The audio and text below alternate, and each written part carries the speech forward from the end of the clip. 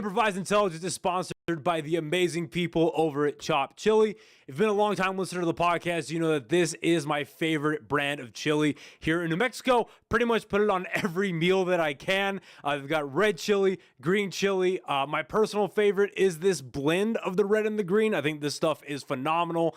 They also have frozen bags of green chili that you can order directly from their website at chopchilico.com. You can also find them in stores around the state of New Mexico at Sprouts, Albertsons, Farmers Country Market, John Brooks, Keller's Farm Store, Lowe's Market. You can also find them in Albuquerque, Santa Fe, Hobbs, Gallup, Tucumcari, and for all my friends in Texas, they are in El Paso. Again, chopchilico.com. Go get yourself some amazing chili. Now back to the podcast.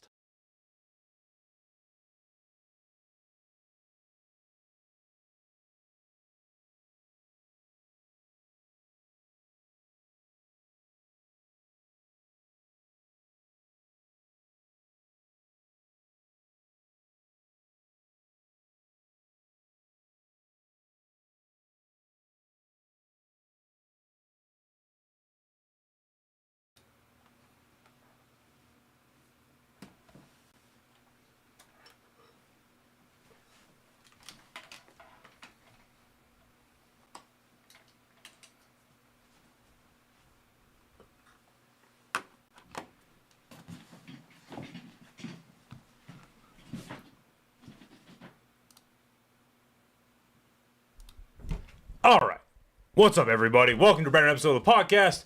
I am your host, Noah Vargas. We're doing a special little mayoral election update. All right, we got audio. Sweet. All right. I do have a guest in studio today. I got my buddy Nate back. He had to just go grab something from his car real quick. Quick couple of notes before we start the show. Couple of stand-up things to talk about. This weekend on Saturday, I need to get a confirmation on it, but I believe it starts at 7 p.m. At least doors are at 7 p.m. Show should be at about 8:15. I will be at the Don't Tell. I can't say where it's at, obviously, but I will be sharing it to my story following this podcast. Great lineup's going to be on there. I got an out-of-state headliner. I've never met him before, but I've heard some pretty good things about the guy. So that'll be a lot of fun, and can't really talk a whole lot about it, but a good friend of mine may or may not be recording his first comedy album that night. So that'll be a lot of fun. Tickets will be in my bio on Instagram, and then I'll be sure to share it on my Facebook as well. And then tonight, I will be at the Zaz Hotel, I think is what it's called. They got a little speakeasy in there. I'll be there. It's a room that Dave Corvette runs. I've never been there before. AJ De Leon, shout out to him. He told me about it initially. So he's going to go perform there tonight, and then I'm going to go try to get a guest spot on that. That'll be a lot of fun, I'm sure. I haven't been there in a long time, so that's a cool little room for stand-up. So that'll be fun. Without further ado, my guest is here in the studio. If you want to throw those fucking headsets on, buddy, we'll get into this shit. We have a lot to talk about. Nate, how are you doing, buddy? I'm doing pretty good. Yeah, I feel really good. Yeah, it's good to see you, man. Good to see you. Basically the way that we're going to run this, and if I'm reaching over a lot, it's because I'm running my own show today. I couldn't get a producer in time. So I'm going to move my little action figure. Okay, so we're going to touch really quickly on the Zohran Mamdani situation, just kind of give our general thoughts about that. I do have some notes about him pulled up that I think are interesting. Yeah, we're going to touch on that. We're going to touch mainly on the Albuquerque mayor election that just happened. Yeah. I think that's most important. And then some surrounding elections around there. Then we've been doing a lot of work with that. Mm-hmm. And then we're going to go into what you're doing right now for some elections. And then where we have from, because today we're recording this live. We are live, if you're watching this after the fact, on the 6th. And then in about a month and 3 days, we're going to have the runoff election for mayor. So it's going to be December 9th. Yeah, on December 9th. Yeah, so a month and 3 days, we're going to have another fucking election. And who's going to win? You know what I mean? But all right, well, give me your initial thoughts on Zohran winning New York. I mean, to be honest with you, he was going to win anyways. I mean, we kind of had an idea that he was going to beat out Cuomo. I mean, Cuomo has a lot of baggage. So I think not too surprised by the results. I think that what we were really looking at with this race was just more to see if he would get over the 50%. I was just looking at the results he did, which is really good. I mean, I think that ultimately his biggest allure was just the economic populism that he was pushing, the affordability crisis that New Yorkers have. I think that was a big thing. And then, I mean, I think Fox News actually did a very good job of like promoting him, because they're like, he wants to do all this stuff that's going to improve basically your livelihood. They're like he's going to make buses free. He's going to reduce the cost of groceries by making state-owned groceries. I just think that kind of helped him, to be honest. Yeah, no, I agree. And I was looking at, I don't have the numbers pulled up right now, but I was looking at some numbers of the donations that that Cuomo was getting from a bunch of billionaires in New York. I mean, he got something to the tune of like at least 11 to 12 million in donations from a bunch of independent donors, obviously into super PACs and stuff like that. But I was thinking about it, and I do want to touch on the policies a little bit, but I was trying to think, like, when did he win the election? You know what I mean? Because with high level cases or high level elections like this, there tends to be like a moment where it's like, all right, this is the guy. And I gotta be honest, man, I think, and it's so crazy that I wouldn't even say just the public discussion, but the general, like, let's just say in Western countries, right? Mm-hmm. The general consensus around Israel is so negative that it affected a mayor election. I really believe the moment that like won him over with the general populace was whoops, that's my work phone. Whoopsie. Was that first mayor debate where like the 7 of them are up there and they're like, where would you visit on your first out of country like visit or not vacation, but like your first like visit outside of the country? And they're all like, I love Israel. No, I love Israel. I love Israel more. And the one guy's like, I would take my 5th trip to Israel and I would take my 7th trip or like my whatever trip to the Ukraine that are our biggest, they're our biggest allies against the war on terror. And I'm like, dude, the war on terror is over. I think we closed the book on. Well, close the book. We'll see what happens with Iran. I mean, Venezuela now, dude. That's insane. So dude, it keeps coming back. I went to WWE on Monday night. Mm-hmm.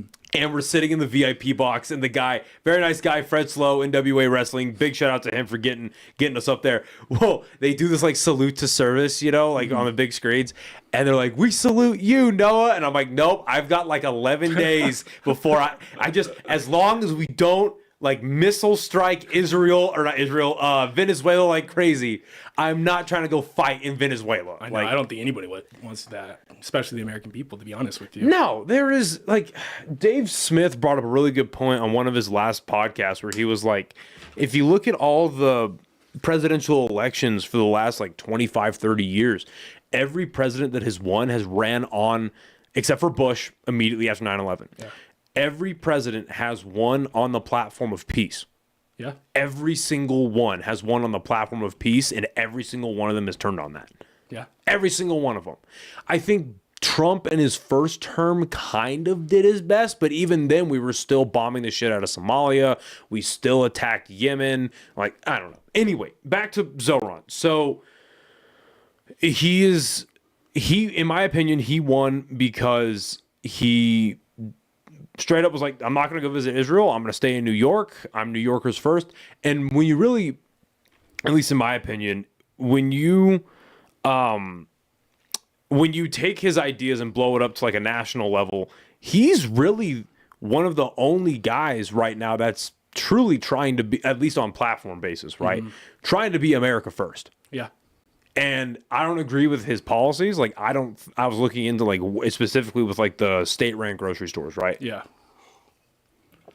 Like, I was looking into like, okay, where has this actually been? Because we tried to do this in America before in a lot of red states, surprisingly, and they didn't work out for it seemed to me that The top two reasons why they didn't work was a lack of supply 90 days out, and then a lack of variety, which led to other grocery stores beating them out. Just capitalism kind of won the day. So it was supply, and it was the variety, which entices buyers to come in or consumers to come in, and so on and so forth. But whether it's the state-run grocery stores, or it's the free buses, or it's the child care, or the rent stabilization, or freezing the rent on the rate-stabilized tenants, blah, blah, blah, he's trying to be New Yorkers first. In your opinion, what does that say about the state of the Democratic Party right now, where it's the hyper left? Because in my opinion, at least, a huge reason that Kamala Harris lost the election was over the Israel-Gaza conflict, because they were funding it, perpetuating it. Now, obviously, it's carried over into the Trump administration, but kind of. We'll see how the ceasefire goes. But they lost the election big time. A big reason why they lost it because of that. What does it say about the state of the Democratic Party that the hyper left-wing sections of the Democratic Party, meaning specifically the socialists, are the ones that are kind of touting the most America First stuff, and that's what won Zoran the election over an establishment guy who was kicked out by the Democratic Party? So, I mean, I think that it's a couple different things. I mean, a big thing, like you said, was the Israel thing. So, like, anytime they try to bring up Israel, he pivots and say, no, I want to talk about New Yorkers. I want to talk about the issues affecting New York. And I think that... Bring that mic a little closer.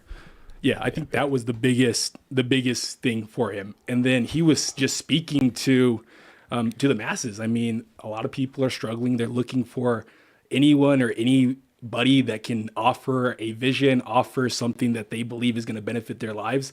I mean, that's a big thing with Trump. He gave them, he laid it out. He said, hey, you guys are suffering. We can return the country to its former glory, and we can continue to achieve the American dream. And I think that that's Zoran's biggest allure. And I think that that's something the Democratic Party has kind of lost, especially your younger men, 18 to 35. I think that's a big thing. There's a lot of men around our ages that are just in a state of crisis. They can't find a job. They're struggling to basically afford a house. They're struggling just to even afford basic necessities. And when someone comes in and says, hey, they're screwing you over. The rich are screwing you over. We're going to tax them. We're going to give it back to you. I think that's a very strong message, to be honest with you. I agree. And he had a really good point on, I didn't watch all of it, admittedly, but he was on Flagrant with like Andrew Schultz and all those guys.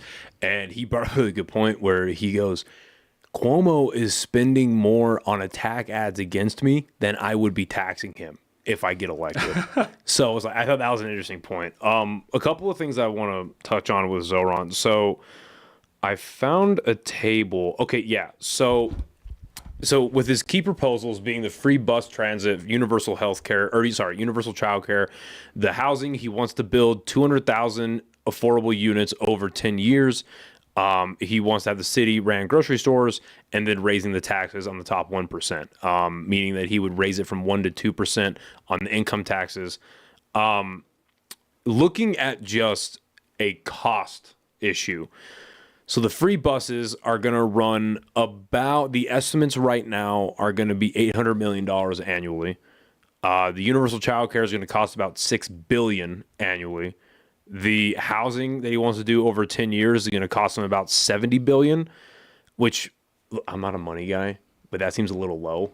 If you're talking over 10 years and these things are cracking up to about $6 billion, it just seems a little low. Yeah. And then, because again, nothing goes to plan. Contractors never finish on time. Yeah. And look, I'm not trying to be a fucking racist here, but if this ICE stuff keeps going and the general contractors and these construction companies don't start hiring legal workers, their workforces are going to go down. So yeah. I saw a thing where it was like ICE, because there's a couple whistleblowers coming out of ICE right now, and one of them got interviewed, and they said that they have a quota right now where they need 3,000 arrests a day. Really? Yeah. That's insane. 3,000 arrests. Now, granted, I would like to see how many, and I doubt that there is a recorded number, but I would like to see how many of those arrests turn into actual deportations, because the deportation numbers are really low right now. Oh, yeah. But, which is insane, because Fox News put out this crazy, you see the number they put out like 2 weeks ago of the deportations? No. They put out that there's something already like 1.2 million deportations or some shit. It's like, no, there's no way there's not. I think they're including self-deportations in that. That's what it is. Okay, interesting. Because they are faster. They were like incentivizing the self deportations, where it was like, hey, you can get in line to get your legalization, and we'll pay you like $5,000 or some shit like that. So maybe they are. And then the costs. There is not a cost variable right now for the citywide grocery stores or city ran grocery stores, and then the taxations and revenue are going to raise about 4 to 9 billion. So already what we're looking at is, because if you're looking at, if we're just going to do some basic math here, if you're doing 70 divided by 10, yeah, or it wouldn't even be, because an estimate of 70, right? So, okay, let's just do round numbers and just say 7 billion a year for the housing, 6 billion a year for the childcare, and just round up and say $1 billion a year for the bus transit. So you're looking at 14 billion a year, and you're only going to raise an extra 4 to 9 billion. You're already working in a deficit with your plans alone. And then the city budget right now for New York is 116 billion. 116 billion. Which is incredible amount of money. But and then what I wanted to bring up too here was a lot of the issues with the initial funding that he's going to get. Now, I wonder how much of this you know about with pertaining to Albuquerque too, because obviously the mayor, he has to propose a lot of these things. He has to go to city councils. He has to work with the governor. And a lot of estimates that I'm seeing right now is that his plans are going to require not only an extension of the city budget, but the amount of incurred debt that the city can take on is going to hit a cap almost immediately. I guess the question I want to ask you is, does any of this to you sound realistic? Because obviously they can't just do it immediately. They're going to have to roll it out in small phases, trial phases. But does any of this sound realistic to you? So, I mean, it really just depends. I think the biggest hindrance in his plans is actually going to be the federal government, because I think that they could get a lot of federal dollars for a lot of this stuff that they're doing.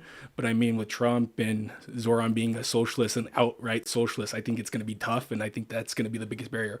But I mean, as far as raising the revenue in the state of New York, I think it can be done, but I don't know. I mean, it's a big thing. It's a big ask, to be honest with you. Yeah, and Trump already said, like on Monday, he said that if Zoran ran, he wasn't going to give federal funds in New York anymore. Which this is the last thing we'll touch on before we get to New Mexico. Just the idea that like politicians, I get it, because maybe this is wishful thinking, but I really do believe that 90% of people that go into office, they all have the same goal. They want to make the country better. Now, how do you do it? How do you go about it? Obviously is where they're differing. Yeah. Mm-hmm. But if Trump really is America first, if that's the end goal of his movement, and the end goal of Zoran's movement is America first, I get that they, again, diametrically opposed, capitalist to socialist. Shouldn't Trump, again, I know we're talking about Trump here. I know we're talking about Trump. I know that. But in theory, shouldn't Trump, because again, biggest city in the country, seventh, like if you take New York PD, it's like the seventh biggest army in the world. Something crazy like that. Really? I didn't know that. That's crazy, actually. Yeah. Yeah. If it was, if you were to classify it as a military, it'd be like the seventh biggest army, the seventh biggest military, whatever in the world.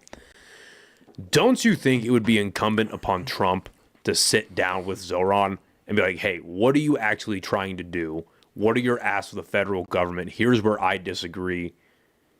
I'm not going to tell you how to necessarily run your city, but like, if you want funding, this is what we are asking of you. Shouldn't they be coming together rather than just him? Like, obviously, he's yelling no federal funding, and then on his speech last night, he's saying Trump has to go through all of us or whatever. Mm-hmm. And this is a theme for all major left-wing mayors. It's like, oh, well, and governors too. It's like, oh, if Trump wants to get to us, get to our city, get to our state, it has to go through us. Shouldn't there be a call from, and you're seeing no parties call for unity on any of this. Shouldn't they be coming together on this kind of stuff? No, I mean, they definitely should. I think that's kind of where our politics has kind of gone the wrong way in the last, I even say under Obama with just the Republicans, and that if you're going to work with the Democrats, you're seen as the enemy now, right? You're seen, they label you a rhino Republican if you differ from what the Republican Party now, what Trump basically is the Republican Party, what Trump wants to do.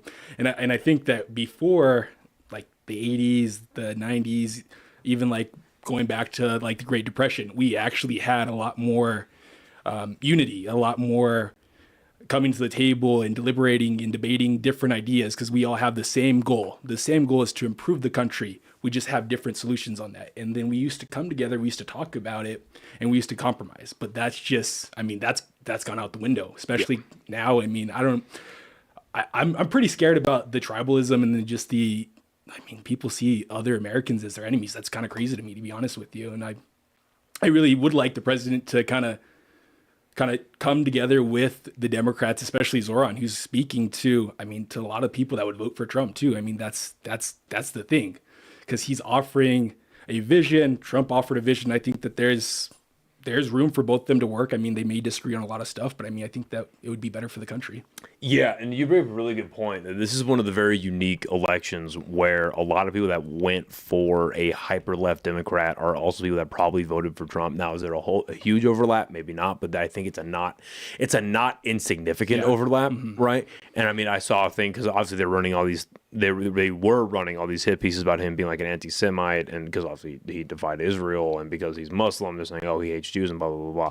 And listen, religion aside, I mean, I obviously the Muslims, the people of Muslim faith and people of the Jewish faith don't exactly get along very well. I get that. They're diametrically opposed in their beliefs. But I'm thinking about this in real time. But in all reality, you could almost say the same thing. And you never hear this. And you're never going to hear this because of the amount of Christian Zionists in this country. You'll never hear that between the Christian faith and the Jewish faith. Because if we're just calling a spade, in the Christian faith, Jesus is the Messiah, the Son of God, died for our sins, all that stuff. In the Jewish faith, Jesus was a criminal and someone who bucked the system and bucked the government and died for that and deserved that death, never was the Messiah. He's heretical to the Jewish faith. And then you look at the Muslim faith, they hold Jesus in such a higher regard, in which that they say he's a very holy and high prophet.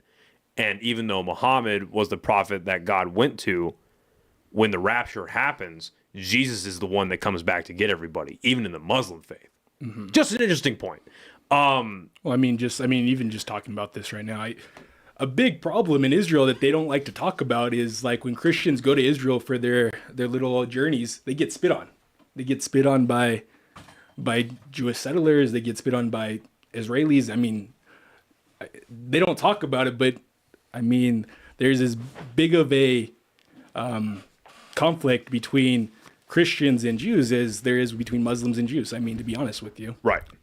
As far as faith goes. It's very interesting. Okay. So, but I think it's a good point to bring up about, like, again, there are a lot of similarities in their end goals between Trump and Zoran, but just the way they're getting there, and it's unfortunate. Okay, moving on to what happened in Albuquerque yesterday, or 2 days ago. On Tuesday, yeah. On Tuesday. So, all right, we go to a runoff election. I think most people already saw this coming. If you could pull up the statistics that you sent me to. Actually, if you have your own notes, I'll pull up the statistics that you sent me. All right, I got them right here. Okay, so we're just gonna let's work big picture and then work our way down. So specifically with the mayor election, not a surprise to anybody. Went to a runoff election. Tim Keller won. Darren White came in second. Alex Ubaez came in third, and then everyone else in the bottom. So Tim Keller got 46,000 votes, just under 47. Darren White just got under 41,000. I thought I had the specific percentages pulled up. Okay, here we go. So Tim Keller got 36%. Darren White got 31%. Now, what I think is interesting is when you start looking at Alex Ubaez. Alex Ubaez got 19%. Wow, that's an abysmal number in comparison to the first two. No offense, Alex, if you're watching. Very nice guy. But now that we're in the runoff election, what we're looking at right now is we are looking at let's see. We're looking at, oh my God. Okay, we're looking at 100 minus 36 minus 31. Okay, we're looking at 33% of voters. And we'll get into what people voted and like all that kind of stuff. But we're looking at 33% that could go to either Keller or White. Now, I don't see the majority of that 19% that voted for Alex Ubaez. I don't see them going for Darren because Alex is a few steps to the left more than Keller is. Yeah. And so I don't see them going. I would say like maybe 4% of them, if we're being generous, maybe 4 to 5% go for Darren. So even if that's the case, let's say 4% go for Darren, that knocks him up to 31. And then if 15% go for Keller, that immediately puts him at 51%, wins the election. And so if we're looking at 34, and then it's like everyone else goes for him. So that means 34 plus 6 plus 6 plus 2 plus 1, 49, he already loses. So by 49, that goes, if my just rough calculations right there, right, we're looking at a 51 to 49% Keller wins. Mm-hmm.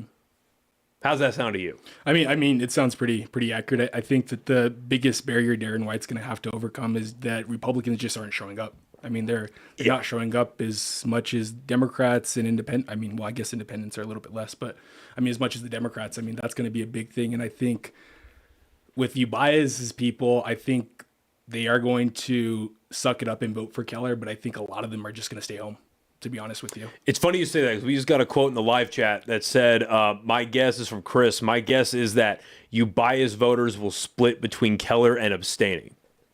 I think that's pretty accurate. Yeah, I agree. You brought up a good point. I was going to bring it up later, but since you brought it up now, I think it's a good point to talk about. So with so not even just Republicans, people in general do not vote in New Mexico. They just don't. Now, I have my theories about that. I'm interested to hear yours, but people in general in New Mexico do not vote. Republicans even less so. My theory about that is just, and this may be a bit reductionist, but plain and simple, I think there's an idea that New Mexico is such a blue state that there's no point in voting. I'm a Republican. I'm not, but like speaking for a Republican, I'm a Republican. It's not going to count, blah, blah, blah, blah, blah, right? So, but in reality, if you look at the makeup of New Mexico, obviously Albuquerque is a very blue city. Okay. At least talking about statistics and rhetoric. Now, if you talk, again, maybe this is wishful thinking, maybe a little bit of ignorance, but if you were to talk to the average day citizens, I think that you would find that it is 40% Democrat, 40% Republican, 20% independent. You know what I mean? I think it's more along those lines. Now, I think we could talk about this on a later date, but I think with the recent fracturing of the Republican Party, more of that 40% of the Republicans are going to go towards the independents. I think you find a lot more wiggle room in allegiance to a politician or a party. You find more wiggle room in that in the Republicans right now than you do the Democrats. Yeah. The Democrats are still like true blue, whatever. And the Republicans are just like, hey, can we stop sending our boys to die? Yeah. Can we stop spending like crazy? Can we stop funding Israel? They're like that. You're seeing a little bit of that in the Democrats too, but they'll still always flock to the Democratic politicians. But in the Republican Party, it was something like 33% of registered Republicans voted during the last governor election between Grisham and Ronchetti. Only 35%, so a small 2% uptick, went between Trump and Kamala. And I think it's interesting too is that Trump only lost this state by 33,000 votes. That's interesting. Yeah. But if you look at the makeup of New Mexico, our politics are really only decided by Santa Fe and Albuquerque, because even Cruces has started to go a little bit red recently. So all the rural cities are red. Like you go to a place like fucking Roswell, Artesia, Hobbs, Farmington, Las Vegas, Clovis, Republican as fuck. Yeah. Red or dead. But Santa Fe, Albuquerque, huge metropolitan, well, I don't know what you call them, Santa Fe, a metropolitan area, but high density of population, very, lean more blue. My question to you is that because Republicans complain a lot, but at least in our state, they don't show up. If Trump can't get them to show up, if I wouldn't even say Darren White, if anti-Keller sentiments and the destruction of Albuquerque can't get them to show up, I guess two-part question. Why don't Republicans show up to vote? What could get them to show up to vote? I get that's the $1 million question in every campaign, but what can get Republicans to show up to vote finally? Even to get it from, like, let's just say, because do you have an estimate of how many Republicans voted in this last election? So what's the number of? It's like 30%. So okay, so right around. We're still in that number. It hasn't. It's actually gone down. So 30%. What would even get it from 30 to 45? Not even talking a majority, but just a small uptick. What gets Republicans to vote? Well, I mean, I think that it's a pretty big question. I mean, it's a couple different things. So you have a lot of cynicism. I think that's something that Ubias touched on in his campaign, where people just don't feel like no matter what they do, no matter who they vote for, nothing's going to change. Nothing's going to improve their lives. So they just don't vote. With Republicans specifically, I think a big problem is they're not as energetic. They're not as organized as the Democrats. Democrats are very organized, especially you are nonprofits. They have a lot of people that will go knock doors, will make phone calls, and energize people up and get them out. And you can look at two races. You can look at District 1 and you can look at District 3. District 3 had all Democrats running, no Republicans running. So you have 3 Democrats turning out Democrats. So of course you're going to have a high Democrat turnout. And then you have District 1 where you only have 1 Republican trying to turn out all of the Republican votes. So it's just hard. I think that's it's hard to say, to be honest with you. I think that we're going to stay blue no matter what Republicans really do, to be honest with you. I think their biggest thing is they just need to get better, more organized. I think they need to have more door knockers. They need to have more callers. I just think that's the only way they're going to be able to counter this. So it sounds archaic, but does door knocking and phone calling, does that actually work in campaigns? Well, I mean, it does. Yeah. I mean, it really does. Cause I think, where we saw a record number of people turn out to vote in District 1 and in District 2, or in District 3, excuse me.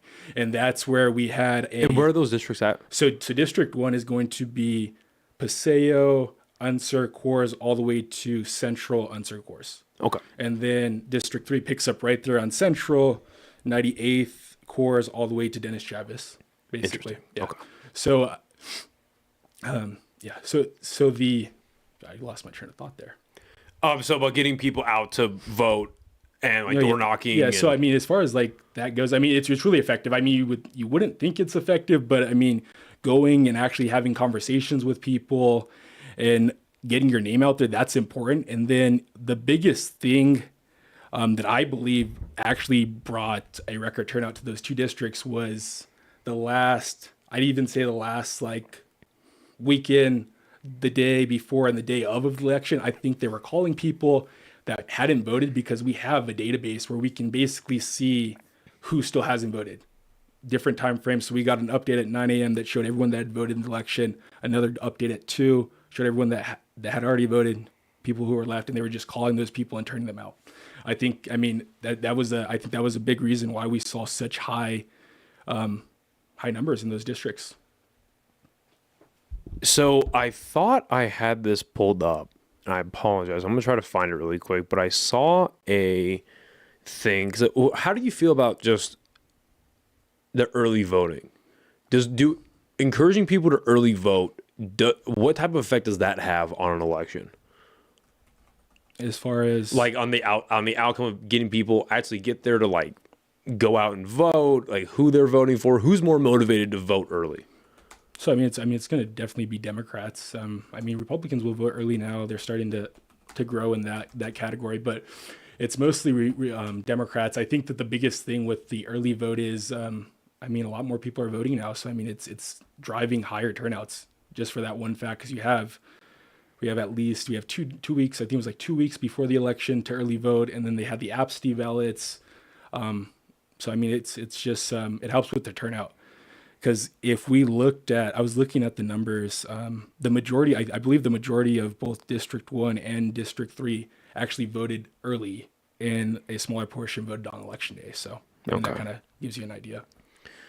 Okie dokie. So, God, where did that fucking thing go? Maybe it was on KRQE, because it had the actual breakdown of...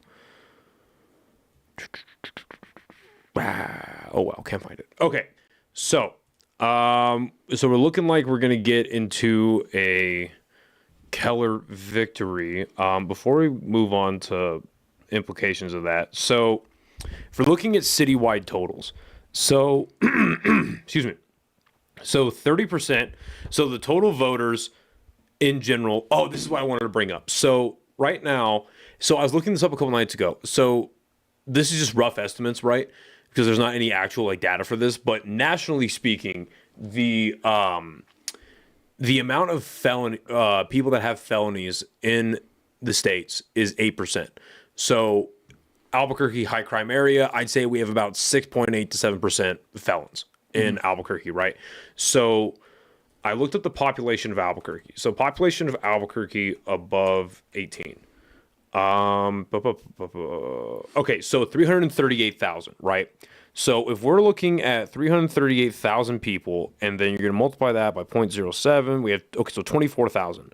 So 338,000 minus 24,000. So, 338,000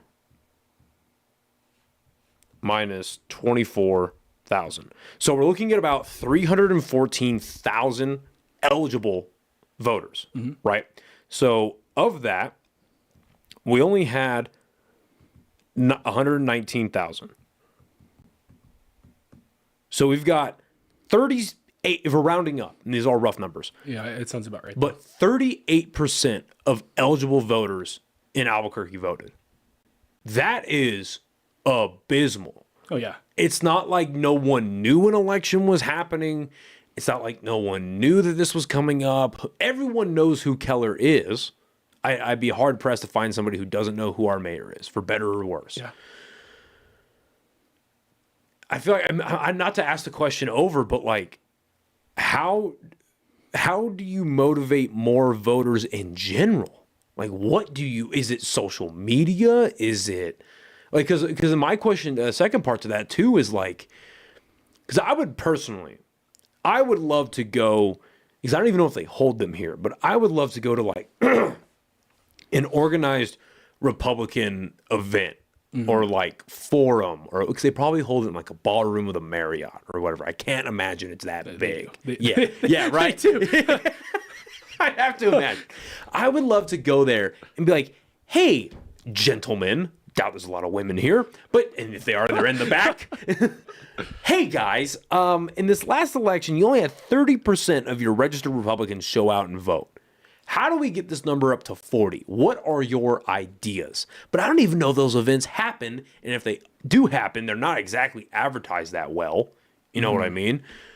How do you get more than 38% of a populace, Republican, Democrat, Independent, whatever?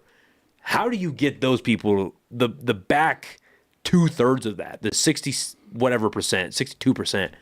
How do you motivate them to go vote? Is there, because again, maybe this speaks to the bigger mentality of New Mexico, or I guess of Albuquerque, where it's like, oh, the land of manana, we're all fucked anyway, who cares? Does that play into it, in your opinion, just the mindset of Albuquerque? You see what I'm trying to say? No, yeah, I like I said, I think it really is just getting people energized and turning them out to vote and actually making those contacts. I think you can look at Dan Lewis's race against Cynthia Allen. Cynthia had a lot of people go knock doors for her. They were knocking doors every single day. They were putting in a lot of work, right? But Dan Lewis was also knocking doors. He was knocking like 100 doors a day himself. Jesus. Yeah. So I mean, that's super strong. I mean, if you're the current city councilor and you're just knocking on people's doors, it's really hard to say no, to be honest with you. And I think that was a big reason why he was able to win in such a significant amount. Okay.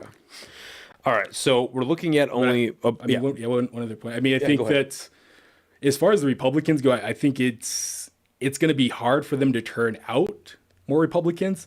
I think the better strategy for them would probably be to try to win over independents. Okay. Because, yeah, right now we're looking at independents being only at least the ones that went out and voted. Of the total voters that went out, only 16% were independents. Now, obviously, because you're right, more Democrats are motivated to vote. So even if 100% of those 16% went to the Republicans, you're only looking at 46%. So you're looking at about an 8% deficit. What I thought was interesting, and I appreciate you being so progressive and giving me the non-binary statistic. Thank you for that. Dude, bro, I needed that. it was a couple. It was this- like less than 0.1%. Yeah, we needed that on this show. Okay, so thank you. We are a very progressive show here. Check the reels. But what I thought was interesting was that when you look at the citywide statistics by gender, only 44.6% were men, 55% were women. So more women went out and voted. What led to that, in your opinion? Is it because it's mostly Democrat? Like, what is that? I honestly, I don't know what it is as far as what drives women to come out and vote more than men. I mean, I think that's actually like the trend is that women will come out more than men. I'm not sure what it is, if they just don't care, or if they're busy. I honestly, I don't know if it's cynicism that I don't know if it's that they're either cynical that nothing's going to change, or if like a lot of people, they're just so busy with their 9 to 5 and everything else that they have going in their life, they just don't have the mental energy to even focus on this kind of stuff. It's a lot, dude. Yeah. So I'm looking at clearly this is going to be an unbiased news source, the League of Women Voters. Pretty non-biased. Yeah, So according to them, what we're looking at right now is New Mexico is in a bracket, because they break down the brackets. This is from 2022. They break it down from 58 to 71%, 52.3 to 57%, 47 to 52.2%, and then a 0 to 46%. And New Mexico is in a bracket of, God, they picked the worst colors for this fucking map. So it looks like New Mexico is in a 52.3% to 57% demographic of women voting by 2022. And they're saying that the next election, obviously depending on women, we saw that turn out 2 days ago. And this has been in a steady increase since 2004. We're looking at generally 75.7 million women voted in 2004, and in 2022 we're looking at 84.4 million. Now the numbers of voters are rising over time, but women are, it looks like they're traditionally voting a lot more than men in general. I wonder what that is. Maybe it is because they have more time on their hands. Traditionally. Do you know what the population is for New Mexico, men to women? I can look that up, but this is going off a national standard. So see, population of New Mexico by gender. So we're looking at women make up 50.8 to 50.2% of the population, and men make up 49.2 to 49.8. So it's about down the middle. We're looking at about 1.8 million women and 894,000 men. And they say men are lonely. Why is that? So you say wait. So women are above 50%. Men are at 48%. 49.2. Yeah. That's kind of basically what the turnout is. I mean, as far as genders go. So it kind of makes sense. It's very interesting. Okay. So yeah. So the female population is 50.3. Male population is 49.7. I guess it's a little closer than that. Yeah. Yeah. These figures are based on the total resident population in New Mexico, which is estimated at 2.1 million people in 2024 by the U.S. Census Bureau. So that's pretty accurate. Okay. And then. Okay, yeah, these all bear out the same kind of numbers. Okay, so that's what the gender looked like. Okay, so in District 1, we're looking at just under 30,000 voters that were registered. Half of them turned out, and then half were Democrats, 30% Republicans. Republicans just stay in that 30% demographic. That's just insane. And then Okay, so what I want to ask you about is, so you were working on Aaron Griego's Yes. campaign. What was the strategy, and then what was the turnout? What ended up happening there? So I mean, what I was doing on Aaron's campaign, I was basically the director of the field operations. So we were basically just trying to engage as many voters as possible, either through door knocking, texting, or doing phone banks. What we were really focused on were, in normal elections, we focus on your most likely voters. So your most likely voters are going to be the voters that turn out in the last city election. We were mostly focused on that group, and that's the group that we were targeting. We did a pretty decent job with that group from what I could tell. Where we missed out was the voters who voted in 2024 but did not vote in the last city election. Those voters came out in a very large amount, like surprisingly a large amount. And you have the nonprofits. Olay actually got paid $28,000 by a PAC, Working Families Parties PAC, to go canvass in both District Sounded 1 real familiar and to something District else. 3. So they were leaving this. I even brought the lit. So this is the lit they were paying. So they paid $28,000 on canvassers to go knock doors, and it worked. I mean, it effectively worked. I mean, they brought a lot of voters that people kind of wrote off and said these general election voters, they don't come out and turn out, and they did. And that's kind of where Aaron lost a lot of ground in his race, and that's kind of where Stephanie had such a big leap, was just because of that. So Teresa Garcia. So this is the one that they left in District 3 in Clarissa's Okay. district. Right. And in District 1, it was the same thing, but they swapped out and put Stephanie on Yes. it. Okay, interesting. And they were everywhere. They were literally on almost every single door. So this might be a stupid question, but I feel like it's worth asking.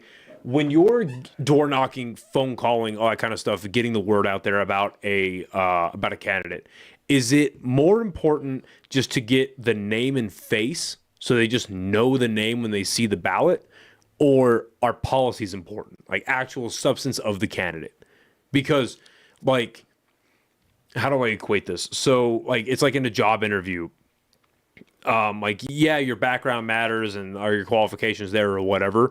But a lot of the job interview is, how are you as a person? Would the job interviewer want to work with you? Would you work well with the team? Like the more like touchy feely, like the vibey bullshit. You know what I mean?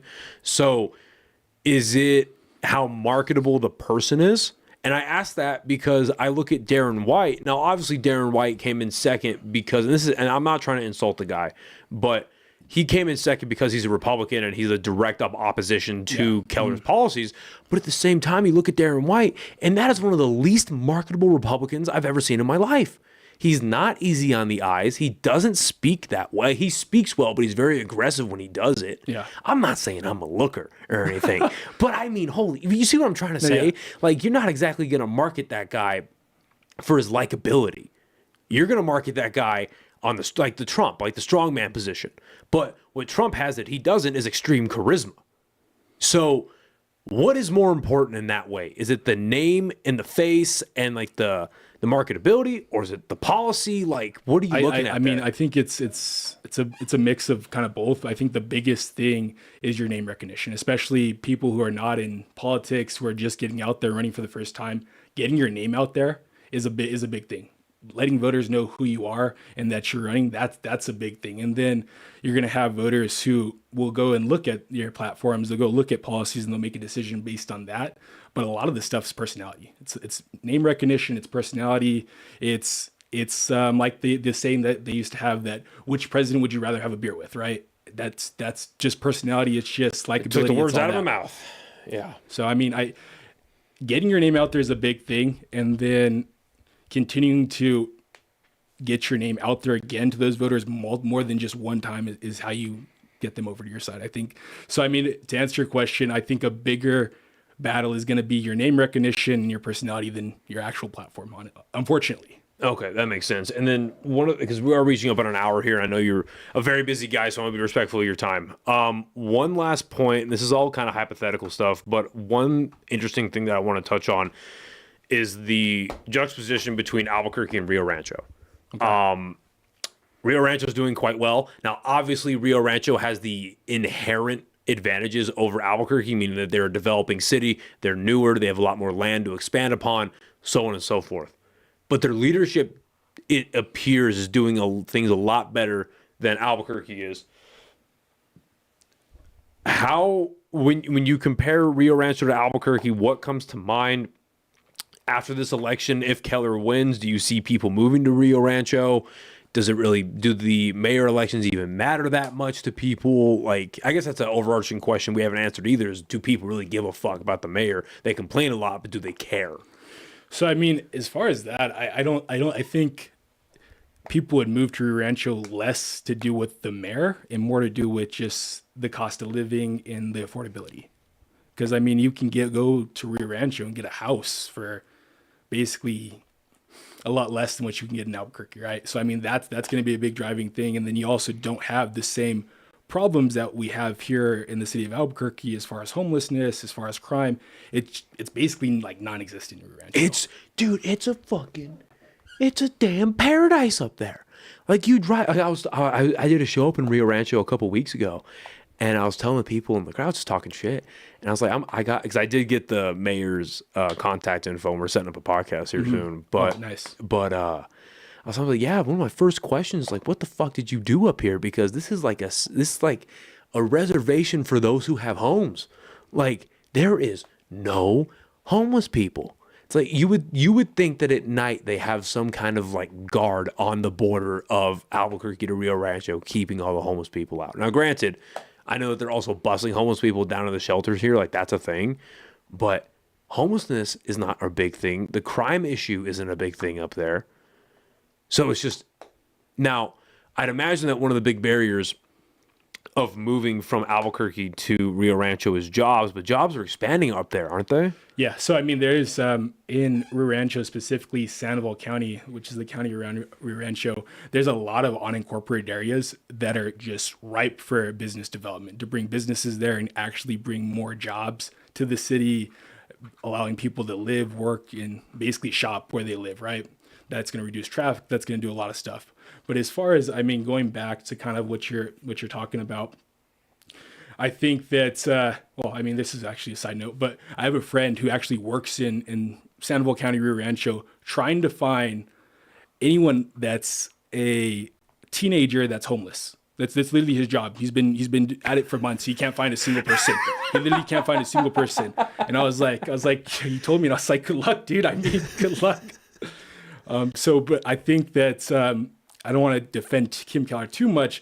I think one of the biggest issues with Albuquerque is when Tim Keller was originally elected, he set out to respond to the problem that Albuquerque had at that time, right? Which I think that the stuff that he's done were adequate for that problem, not the problem that we have today. And I think that a big thing Explain the differences between those two.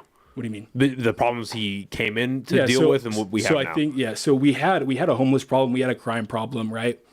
And he set to respond to that specific problem, and he brought the resources to respond to that. And it's only grown over the last, 8 years or so, right? And I think that a lot of it is the fact that we have resources, and people see that we have resources. So all across the state, they actually are sending people to Albuquerque for the resources. So we don't have the resources to supply for the whole entire state, and that's kind of a big problem. And then with your issues with just your economic issues, you get crime, you get a lot of other stuff, and it just builds on top of each other. So with the resources issue, so is it a matter of he started out or he built resources that just aren't adequate in general, or just not? Because this is totally hypothesizing, yeah. But let's say people weren't sending their problems to Albuquerque, and we just had the homelessness problem that we had 8 years ago, and the crime problem we had 8 years ago, and they rose. Those problems were rising only in relation to a normal city, like what a normal trend of Albuquerque, rather than just everyone sending problems. You don't have the external issues, you just have the internal issues that tend to grow on their own. Would they have been manageable for what he put up? No, go ahead. Yeah, I honestly, I think so. I think that where we're at now as far as the stuff that we have and like the housing and then just like the different centers, like I think the West Side Gateway Center that has is like, it has different housing and all sorts of stuff for the homeless. I think that would have been adequate for the problem we had 8 years ago, not the problem that we have today. Because if you look at it, we've just seen a spike, and it's just so many homeless, so much crime coming in that it's hard to respond to in a very effective way. Right. And so, because with the Gateway Center downtown, not downtown, off of like near the Air Force Base down by the VA, with that one getting built, I mean, that one was just a failure from the jump. And tiny homes was a failure. Like, it's like they got built, but it didn't have the leadership or the manpower to get ran properly. Mm-hmm. That's why I asked, because I'm not even convinced that those solutions would have worked for Albuquerque alone in the first place, because they were ran so poorly in the beginning. And the West Side Gateway shelter, or the West Side Shelter, I mean, there was like fraud and abuse that was rampant throughout there, at least from what I heard. Mm-hmm. When I forget when that first opened up. One more thing I wanted to touch on. Okay, this is kind of an abstract maybe too, but because we're seeing a lot of, because of the problems we're having, a lot of human trafficking is happening. We're a border state, so a lot of the cartels are working in Albuquerque. I know that for a fact. Is it not incumbent upon, and I know it would go against his voter base, but would it not be incumbent upon Keller to work with ICE to get more criminals out and get more illegals that are coming in that are perpetuating the crime? Would it not be incumbent upon him to work with ICE on that, to at least, at a bare minimum, outsource some of the crime issues to the federal government while they're here? Because they're going to be here either way. You see what I'm saying? Yeah. So wouldn't it be incumbent on him to work with them to smooth that process rather than just try to buck the system the whole time? Well, I mean, I think that there is, I think there's room to work with the federal government. I think that if we have these violent offenders that are here undocumented, I think they should be deported back to their country. And I just don't think that we should be spending our city dollars to put them in our jails for breaking our laws. I mean, that's just common sense. The argument against it is that if you start going after these immigrant populations, because that's what it can turn into, that they're less likely to report actual crime, and you're just going to see a spike of crime. I mean, that's one argument. Explain that. So basically, if you know that a certain community of people isn't going to go to the police because they're fearful that if they go to the police, they're going to ask for their, if they're citizens or their legal status, right? And they can get swept into the system, they get deported out of the country. They're just going to refuse not to tell anyone. So then you have people getting robbed, you have people getting assaulted, and and those people that are doing the assaulting and all the criminality just get away with it.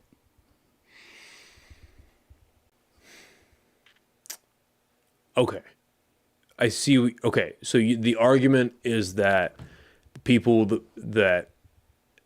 but that argument only hinges on that only illegal immigrants would be reporting crime, because we have legal citizens that live in crime-ridden areas of Albuquerque. Yeah. So is that argument hinging on them not reporting at all? Or is that argument saying then that the highest number of people that are reporting crimes are illegal immigrants? Because I'm not sure that that's true. So, I mean, that's a good question. As far as it's not that a significant amount of them are the ones reporting the crime. It's that if you take even just like 10% of people stop reporting crime, well, that's 10% of crime that just gets to happen. But that crime, you could almost argue that crime is going to be happening anyway. Yeah. But I mean, it could get worse because I mean, there's no accountability. I mean, it's the same thing. Where would you rather, I guess the overarching question is like, where would you rather hinge your bet? Would you rather hinge your bet on, all right, let ICE go in and do their thing. People might not commit or might not report crime might spike, and then ICE will have to work harder, or don't have ICE go in at all and try to bar them more, and then criminals find out that ICE is getting barred and crime rises anyway. Where would you rather hinge your bets? So, I mean, to be honest with you, I would rather provide pathways to citizenship, or at least pathways to legal status for a lot of these people. Yeah. I mean, that's probably the better route. It's more efficient and effective financially. But I mean, when it comes to it, I fundamentally think that The only people that we really should be getting out of our city that are undocumented are the ones that are committing violent crimes, to be honest with you. Right, because you would think that, like, and this is just where my brain goes. Like, you would think that, okay, because I always go back to the podcast that Tom Homan did with Sean Ryan at the beginning of the year, where he was like, we're going after the violent criminals first, but if we find someone that is a non-violent criminal, but they are a criminal because they came here illegally, they're going to. Okay, I get the logic of that on paper. I totally get it. Because again, if you're an illegal immigrant and you came here illegally, you did break the law. Categorically. Yeah. Right. Like I totally get that. Now, should they be the priority? No, because that initial argument it's started by we're going after the violent ones first. Because again, and there shouldn't be a fucking quota. Quotas in law enforcement never work out. Yeah. They never work out properly for the people you're proposing to protect. They just don't work out. And that's what one of those whistleblowers was saying. Is like, yeah, we're just resorting to going to Home Depots, beginning these work for hires, and then finding out they're illegal and then deporting them or arresting them. You know, deportations are up in the air. But anyway, point is, you would think that if you're an ICE agent, and this is very dumbed down, but you go and you pick up two people, both illegal, one person, violent offender, felonious, whatever, and then you have another person who's just been here for however long, hasn't committed any crimes, but the only crime they've committed is being here illegally. Well, you take the one guy, deported, take the other person and say, okay, well, you've committed no crimes. You're not causing issues. The only crime you've committed is coming here illegally. Well, let's find you in the system and expedite this legality process so you don't go through this again. You would think. Yeah. Because at the end of the day, because like you said, it's fiscally, over time, it's fiscally responsible to do that because you're adding officially to the GDP. You have another citizen that's already here. They're already working. You make them a full, I mean, again, I'm not saying this is a pro-taxes person, but with the system that we currently have, you now have another official taxpayer that's adding to the GDP, both in the way that they spend and in the way that they have to, by force, pay taxes to the government. That makes more sense down the line. Yeah, and then and the biggest thing is you're bringing these people out of the shadows. You're actually, we know who's here now because they have a legal status. And the big thing with your undocumented immigrants, especially your workers, they get taken advantage of. They do not get the same worker protections as American citizens, and they can undercut American workers by no fault of their own. And I think that a better strategy is to bring them out of the shadows, let us know who they are, and let them work within the system that we have to make sure that they're not being taken advantage of and making sure that workers overall are getting the highest wages they can possibly get. I agree. No, I agree completely. And you would think that, like, because and it's a documented thing, but a big talking point of the Republicans were like, yeah, the Democrats are running this unofficial open border policy so they can get more voters. Because, like, you have places like California and New York where you are not allowed to show your ID when you go vote. Really? Oh yeah. It is insane. You don't need a voter right. You don't need an ID to vote. You just show up, they give you a ballot, you fill it out, you turn it in, whatever. No identification at all. So a big talking point of the Republicans was like, okay, well, they're trying to get a lot of these illegal immigrants in so they can go vote. They tend to vote blue when they do vote because that's why you had a huge spike during the 2020 election. And in the 2024 election, we had a bigger spike in the 2020 election. Now, a lot of that is attributed to like the write-in or the mail-in ballots and all that stuff. The numbers are insane. It's something like a fucking 7 million jump, like over like from the 2016 to the 2020. It's like 7 million extra for the fucking Democrats. No, it was 7 million, something like that. Yeah, and that kind of it's still big, but it teeters down for the 2024 election. But the idea is like, yeah, they're coming in and they're trying to get more voters and basically do what they did in California, where they turned that state permanent blue. They're trying to do that in Texas and so on and so forth. But you would think that if the Trump administration is in now, they could come in and find all these illegal immigrants that have committed no crimes, give them their citizenship, and basically do the same kind of messaging. Like, hey, the Trump administration gave you your fucking citizenship. Keep that in mind when you vote next time. Yeah. That would make the Republicans look a lot better, in my opinion. And I think going back to just like the immigration enforcement, when you are going after anyone that is undocumented, right? You're utilizing resources to go after people that are not the biggest threats. Yeah. I think that if we're going to use federal dollars to go after these undocumented, we should actually go after the people that are threatening our society. Yep. And you using resources for somebody that's just here, or that enter the country illegally. I just think that it wastes resources when we could be going after a lot of these people who are actual criminals who are committing crimes and causing havoc on Americans. Yeah, it turns out you don't need to be focusing on people that are protesting Israel. So, all right. We're going to end there. Give me your last thoughts about voting in New Mexico and just what we have coming up in the next month up until December 9th, and then we'll close out the show. Yeah, so, I mean, we have the runoff. I mean, there's Tim Keller is running off against Darren White, and then we have in District 1, Stephanie, Tejas against Josh Neal. Josh Neal's a Republican. And then District 3 is going to be Teresa Garcia and Clarissa Pena.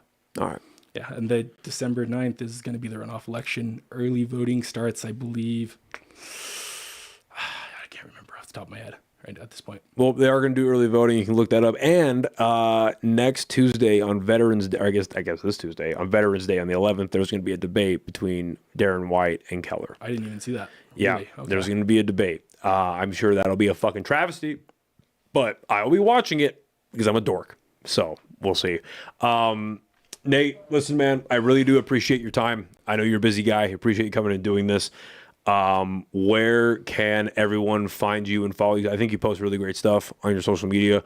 So where can people go and find you? Where you post on like your Facebook and your Instagram? So, I mean, like most of my long form stuff is going to be on my Facebook, Nate Sierra. I do stuff on Instagram, a little bit on TikTok. My TikTok is, I think, Nate Talks Logic. And then I do have a Substack, do some long form stuff, but mostly on my Facebook is going to be where I post everything. Sweet. All right, man. Thank you again. You're the shit. Yeah, thank Love you. talking to you, buddy. Thank you, everyone, for listening and watching, and we will see you next time. Bye, everybody. All right.